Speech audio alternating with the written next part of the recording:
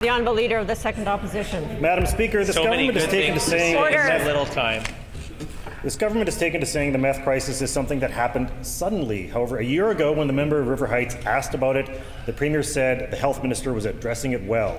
Since that time, there's been an explosion in meth-driven crime across Winnipeg and across the province.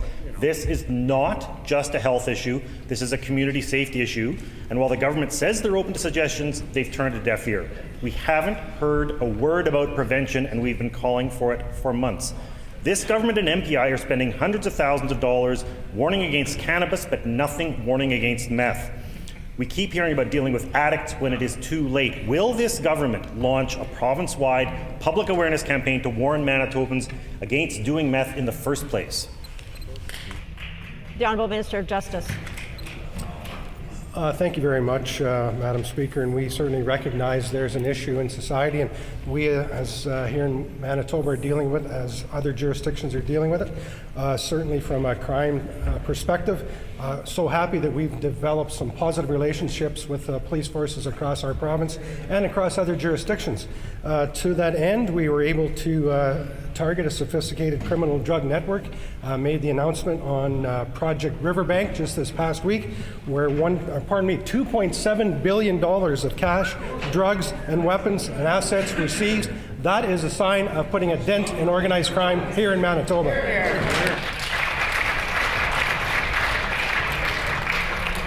The Honourable Leader of the Second Opposition on a supplementary question. Madam Speaker, the question is about prevention.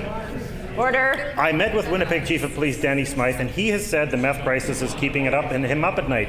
It keeps growing, and what this government it keeps delivering is stopgap measures and band-aid solutions. I will remind the House, the Virgo report made no mention of meth. This is a fast-moving epidemic, and the government is stuck reacting in slow motion. So what is this government actually doing to get ahead of this problem to keep people from ever taking meth in the first place? The Honourable Minister of Justice.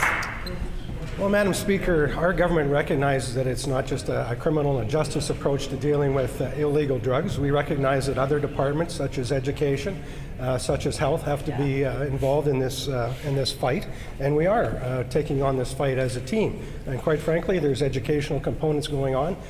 We know that from a health perspective, there's a lot of discussions going on as well in terms of how we're going to deal with this particular illicit drug. We're working with other jurisdictions to learn from what they have done, and we're working on actually engaging in additional education components. And if the member stays tuned, he will hear more about education programs that are going to happen here in Manitoba.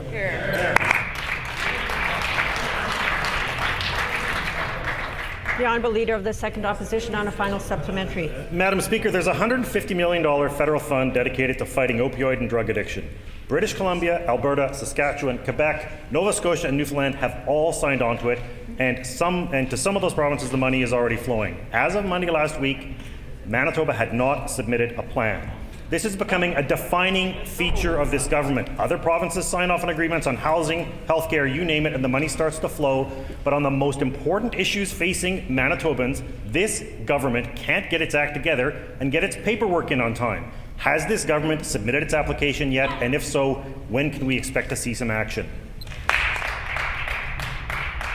The Honourable Minister of Health. That member will be happy to know that it was Manitoba's leadership along with Saskatchewan that got the commitment from the federal government to allow that opioid-focused $150 million fund to also be considered for local threats. In this case, they acknowledged that methamphetamine was the singular issue facing Manitoba, and we're pleased to say stay tuned to that member because he'll be informed very soon about an important investment that this province will be making in that regard.